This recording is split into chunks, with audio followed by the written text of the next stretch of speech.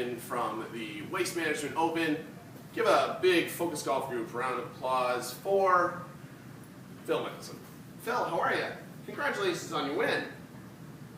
You're awfully quiet. Why aren't you talking? You're a little too choked up from winning it by such a big margin, aren't you?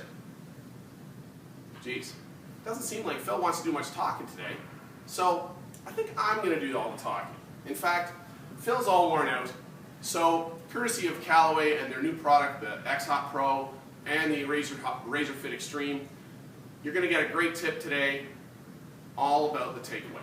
So let's go.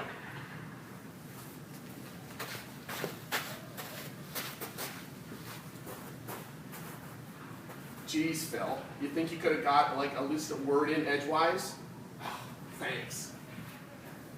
Welcome to the 4th installment of the What You Want video series, courtesy of the Focus Golf Group Academy. Today's topic is going to be about the takeaway and how to make a great takeaway, because it's what starts your swing, and it also helps you make a really simple move that allows your golf swing to perform in the right sequence.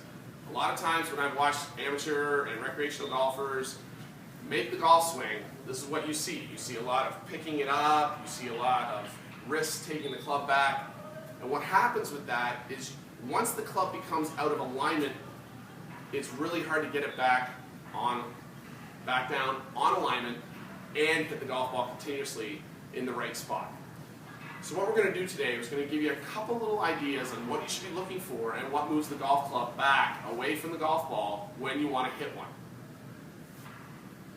Quick little physiology lesson on how your body works. So if I was standing here facing the camera and I'm a right-handed golfer, if I took my left shoulder and moved it, I can move it this far and it only moves, my right shoulder doesn't actually move. Conversely, if I took my right shoulder and moved it behind me, my left one has to come in front. There's no way it's going to stay over here. It's going to move. And that's important because when you go to make a turn, if I had the club straight up in front of me, parallel to the ground, and I took this shoulder and moved it backwards, as you can see, everything moves. The club, my arms. It's because my arms are attached to my shoulders, and my hands are attached to my wrists, and my hands are holding on to the golf club. Now all we have to do is add in a postural component to that. So if I did this on the sideways view towards the camera, and we did it at this position, and I said, okay, I'm going to move this shoulder, I'm going to move it backwards. Watch what happens. See, the club turns. Now my front is facing the camera, and that's like in the golf swing. So all I have to do is now add my posture, and if you notice, I've made a really good turn. The club face actually tilts, so it actually resembles my spine. That's one of the keys you want to look for, is that the club face looks like my spine at this point.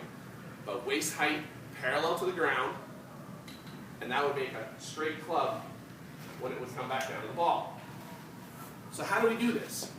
Well, simple little way to feel this is to understand what moves the golf club and how it moves away from the ball. So if we get our posture and get all set up ready for the golf ball, you notice that the club is lined up. It's lined up on the same line as my left arm. And that's very important.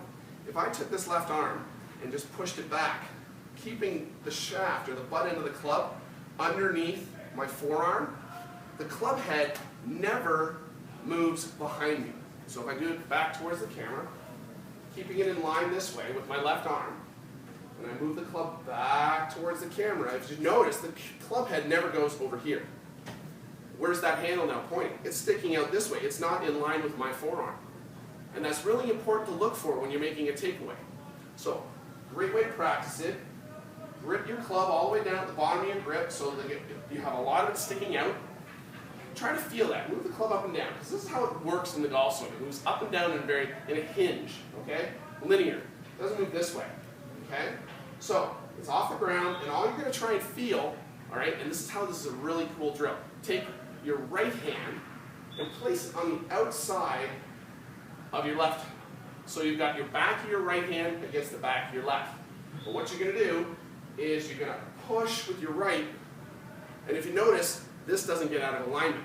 If you see it get out of alignment, if you do this, oh, now this club is pointing not where I want it. See, if I do up and down, this is sticking out, it's not in line with my forearm. So very simple way, and then eventually once you feel that enough times, move your club hand back to where it would be, take your grip and your posture. Keep in mind, you're trying to keep the linear movement of up and down with the wrist.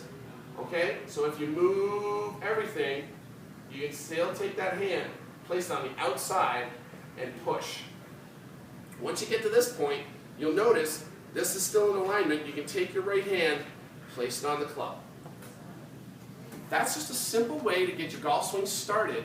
If you have any more questions, go to www.focusgolfgroup.com, drop us an email, info@focusgolfgroup.com, and keep coming back because we've got lots of great tips throughout the winter to help your game get better because it's the What You Want video series. Thanks for tuning in. I'll see you next week. We're going to talk a little bit about how you hinge the club.